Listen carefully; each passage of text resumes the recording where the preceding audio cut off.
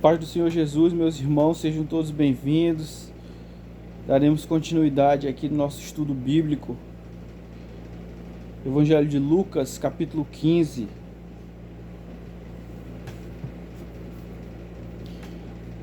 Diz assim: E aconteceu que todos os pecadores, como os coletores de impostos e pessoas de má fama, estavam se reunindo para ouvir Jesus. Entretanto, os fariseus e os mestres da lei o censuravam, murmurando: Este saúda e se mistura a pessoas desqualificadas e ainda partilha do pão com elas. Verso 3: Foi então que Jesus lhe propôs a seguinte parábola: Qual dentre vós é o homem que, possuindo 100 ovelhas e perdendo uma delas, não deixa no campo as 99 e vai em busca da que se extraviou até que a encontre? E assim que a encontra, coloca por sobre os ombros, cheio de júbilo, e ruma para casa. Ao chegar, reúne seus amigos e vizinhos e anuncia: Alegrai-vos comigo, pois hoje encontrei minha ovelha perdida.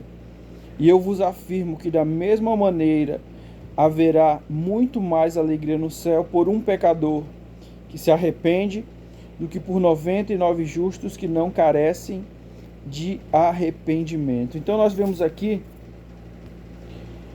alguns coletores de impostos, que seriam os publicanos, eles questionando Jesus ali porque Jesus ele se misturava, né, com os pecadores. Ele falava que Jesus ele tinha comunhão com pessoas desqualificadas. E então Jesus ali ele propõe uma parábola para explicar a respeito daquilo que ele estava fazendo. Parábola, como todos nós sabemos, é uma ilustração com um objetivo didático, né? Objetivo de ensinamento.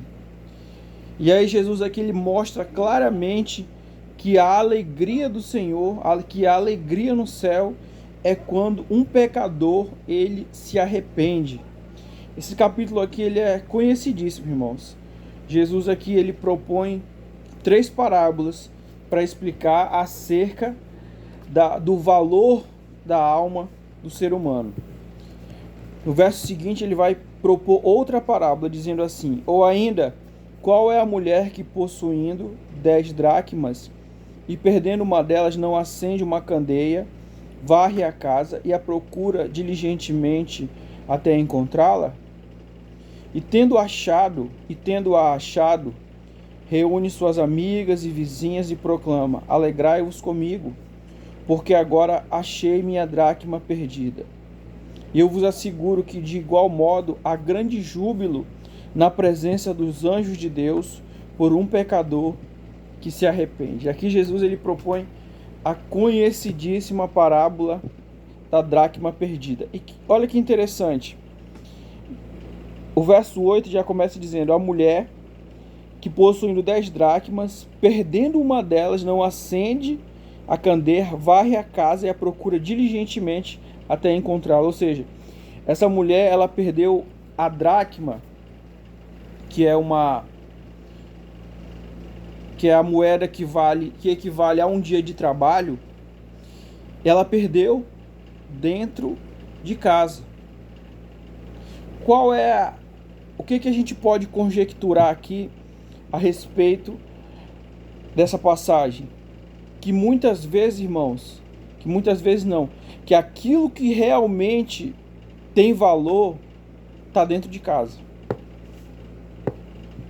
Já está dentro de casa.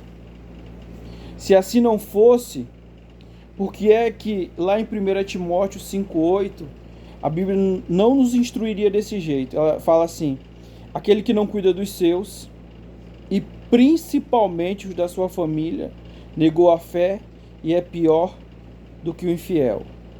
Ou seja, o que realmente nós temos de valor está dentro de casa, que é a nossa família. Não está fora. Não é o emprego, não é o concurso, não é a faculdade, não é qualquer outra ocupação que a gente venha ter. Não. Aquilo que existe de valoroso e de precioso está dentro de casa. Mas que a gente não seja igual essa mulher, né? A princípio, ao menos, né?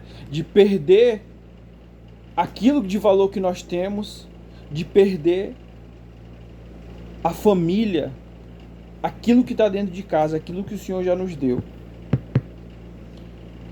Continuação, ele diz aqui, mais uma parábola, né? A parábola do filho perdido. E Jesus continuou, um homem tinha 2 filhos. O mais novo reivindicou do seu pai: Pai, dá-me parte da herança a que tenho direito. E consentindo, o pai repartiu sua propriedade entre eles. Isso aqui é uma cultura, irmãos. É uma cultura que existia já na lei dos romanos. Pelo que eu estava estudando aqui.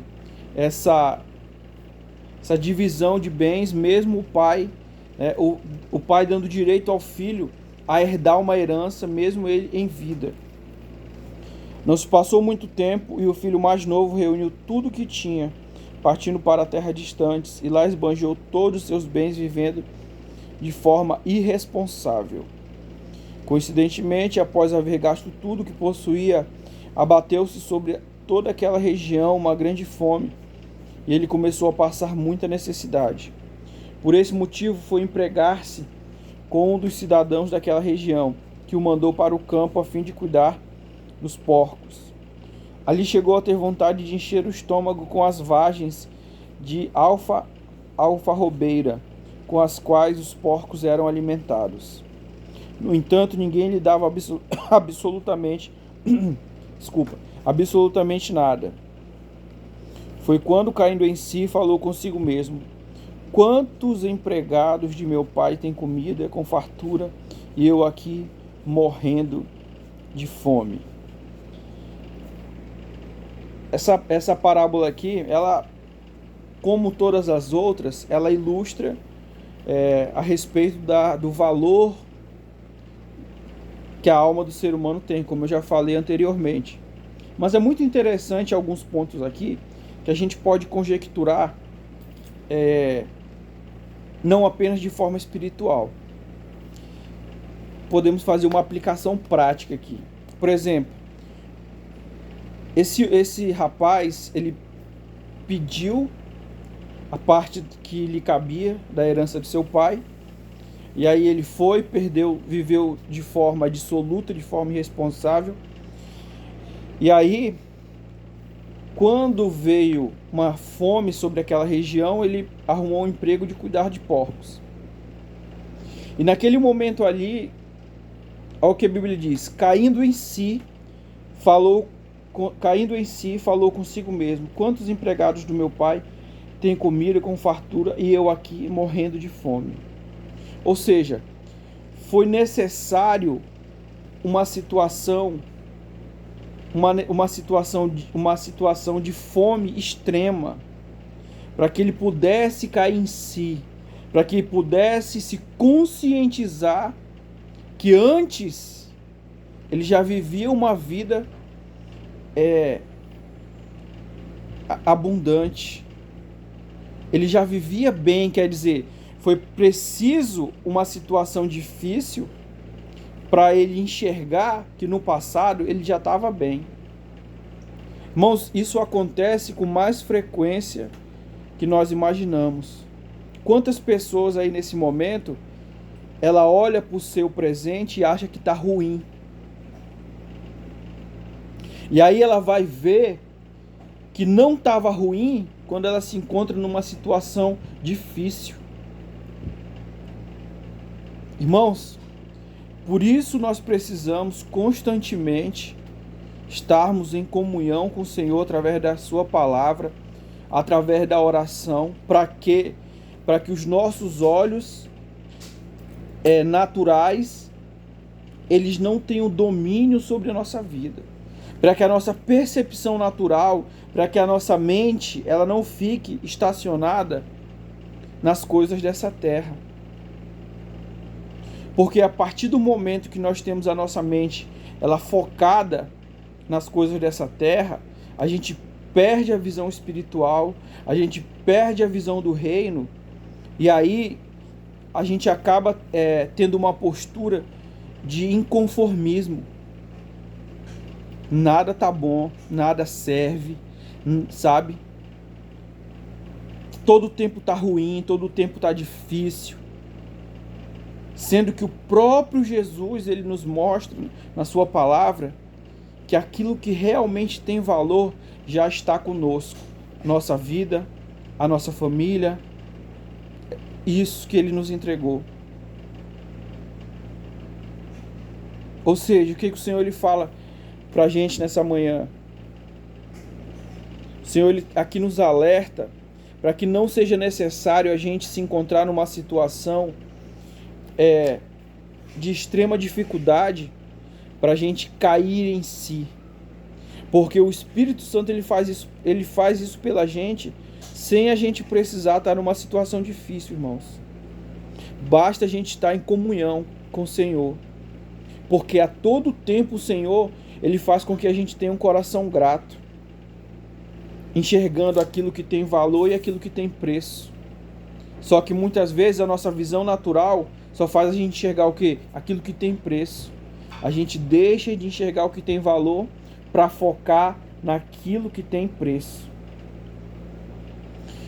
Verso 18 diz aqui: levantar-me-ei, tomarei o caminho de volta para meu pai, e ao chegar lhe confessarei: Pai, pequei contra o céu e contra ti, não sou digno de ser chamado teu filho. Trata-me como um dos teus trabalhadores. E logo em seguida levantou-se e saiu na direção do pai. Vinha caminhando ele ainda distante, quando seu pai o viu, e pleno de compaixão correu ao encontro do seu filho, e muito o abraçou e beijou. Então o filho lhe declarou: Pai, pequei contra o céu e contra ti. Não sou mais digno de ser chamado teu filho. O que a gente vê aqui? O filho, olha que interessante, irmãos. A situação difícil fez o filho se conscientizar que a vida dele com o pai já era uma bênção, que ele já tinha uma vida abençoada, que ele já tinha uma vida em abundância. Trouxe a consciência dele. E aí é muito interessante, irmãos. Essa dificuldade, ela muda a percepção dele de tal forma que ele reconhece, que ele se responsabiliza. Que ele se responsabiliza dizendo: eu pequei contra o céu e eu pequei contra ti. O que é isso? Maturidade. Enquanto isso, a gente vê pessoas que não se responsabilizam, que elas tomam decisões precipitadas e não se responsabilizam pelas suas próprias decisões. Elas responsabilizam o pastor, o irmão, o pai, a mãe, o marido, a esposa, mas ela não se responsabiliza pela decisão que ela mesma tomou, pela escolha que ela mesma fez. E deixa eu te falar uma coisa: Deus ele não muda a vida da pessoa que não se responsabiliza, irmãos. Se nós não nos responsabilizarmos, sabe, pela nossa própria vida, pelas nossas próprias decisões, Deus ele não fará nada. Sabe por que ele fez aqui? Por esse rapaz? Porque ele se responsabilizou. Irmãos, essa questão de autorresponsabilidade é tão sério, que você vê que quando Jesus ele vai falar, por exemplo, Mateus capítulo 7, verso 21, verso 13 e 14, Jesus vai dizer assim, ó: entrai pela porta estreita, porque larga é a porta, espaçoso é o caminho que conduz à perdição, e muitos são que entram. Mas entrai pela porta estreita, porque apertada é a porta, estreito é o caminho que conduz à salvação, e poucos são que encontram. Presta bem atenção. Jesus mostra duas portas. Duas portas. E aí, olha como é a questão da autorresponsabilidade. Ele mostra as duas portas e ele mostra qual a consequência da escolha pela porta estreita e pela porta larga. Por quê? Porque depois ele vai chegar o dia que nós prestaremos conta das nossas escolhas, e ele vai dizer assim: não, peraí, eu mostrei para vocês, eu dei opções a vocês e mostrei a consequência das escolhas que vocês fariam. Isso é uma realidade tanto no Novo quanto no Antigo Testamento. Deuteronômio 30:19, Deus falando para Israel, ele diz assim: os céus e a terra eu tomo por testemunha contra ti, que eu coloquei diante de ti a bênção e a maldição, a morte e a vida. Aí ele diz assim: escolhe, pois, a vida, para que viva tu e a tua descendência. Olha aí, ó. Escolha, consequência da escolha, porque para que a responsabilidade seja nossa e não dele. Por isso que o Senhor ele mostra escolha, consequência, e a responsabilidade é sua de escolher. Então não reclame pela escolha equivocada que você fez de marido, de esposa. Não culpabilize outros por escolhas que você mesmo fez. Se você tem o desejo de mudar o seu casamento, que seu casamento seja uma bênção, então você precisa se tornar uma bênção. Porque você é um representante de Deus para sua esposa e para o seu marido. Amém? Vamos lá, continuar aqui. Entretanto, o pai ordenou aos seus servos: trazei depressa a melhor roupa, vestiu-o com distinção, ponde-lhe o anel de autoridade e as sandálias de filho. Também trazei o novilho gordo e o preparai. Comamos, façamos uma grande festa e regozijemo-nos, porquanto este meu filho estava morto e voltou à vida, estava perdido e foi encontrado. E começaram a celebrar o seu regresso. Entre mentes, o filho mais velho estava no campo. Quando foi se aproximando da casa do pai, ouviu o som da música e das danças. Então chamou um dos seus servos e indagou-lhe sobre o que estava acontecendo. Este informou: teu irmão regressou e teu pai mandou matar o novilho gordo, porque o recebeu de volta são e salvo. Mas o filho mais velho encheu-se de ira e negou-se a entrar. Então o pai saiu e insistiu com ele. Porém ele replicou ao pai: há tantos anos tenho trabalhado como um escravo para ti, sem nunca ter desobedecido a uma só ordem tua. Contudo, tu nunca me ofereceste nem ao menos um cabrito para que pudesse festejar com meus amigos. No entanto, chegando em casa, esse teu filho, que pôs fora os teus bens com prostitutas, tu ordenaste matar o novilho gordo para ele. Então ele lhe arrazoou o pai: meu filho, tu sempre estás comigo, tudo o que possuo é igualmente teu. Porém nós tínhamos que celebrar muito à volta deste teu irmão, e regozijarmos-nos, porque ele estava morto e reviveu, estava sem esperança e foi salvo. Preste bem atenção aqui, que eu vou te mostrar aqui. Olha só. O filho que viveu de forma irresponsável, ele retorna, e aí o pai o recebe da melhor forma possível, com honras, né? E o outro filho, ele começou a ficar com raiva, com ódio, pela forma que o pai recebeu o seu irmão. Só que eu quero que você observe um detalhe. Olha o que é que o filho que estava trabalhando, ele falou: há tantos anos tenho trabalhado como um escravo para ti, sem nunca ter desobedecido a uma só ordem tua. Contudo, tu nunca me ofereceste nem ao menos um cabrito para que pudesse festejar com meus amigos. Presta bem atenção. Em outras interpretações diz assim: eu trabalhei muitos anos como teu servo. Isso aqui, irmãos, presta atenção. O que viveu de forma irresponsável, ele era filho. E esse outro, ele também era filho, mas para ele o relacionamento com o pai dele era de quê? De servo. De servo. Ele não tinha um relacionamento de filho. Ele não tinha um relacionamento de intimidade. Para ele era apenas um vínculo empregatício. O que o Espírito Santo ele fala assim, trazendo clareza para a gente? Que nós precisamos entrar no lugar de intimidade com Jesus e não apenas ficar nesse lugar de servo. Ah, pastor, quer dizer que a gente não é servo de Deus? Somos servos de Deus. Mas deixa eu te fazer uma pergunta. Tu acha que quando Deus ele olha para a gente, ele olha apenas como servo ou como filho também? Principalmente como filho. Porque o motivo da graça de Deus se manifestar para as nossas vidas é que quando Deus ele olha para a gente, ele não nos enxerga. Ele enxerga a Jesus.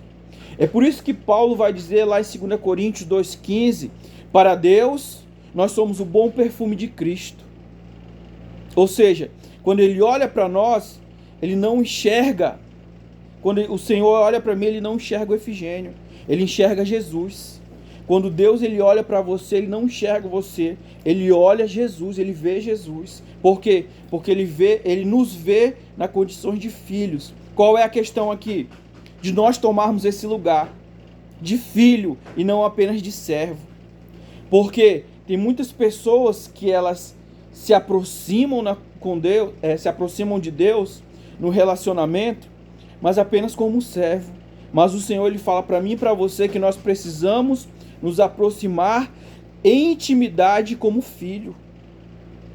Como filho. E não apenas como filho no sentido de pedir, mas no sentido de obedecer, no sentido de ter dependência dele, no sentido de perguntar a opinião dele para as nossas vidas.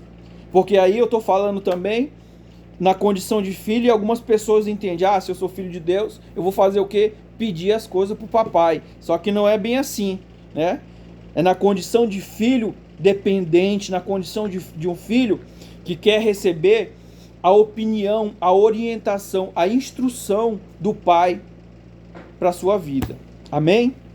E aqui, para encerrar, nós vemos, irmãos, que a ênfase dessas parábolas é que no valor da alma do homem para Deus e que Deus ele se alegra com o pecador.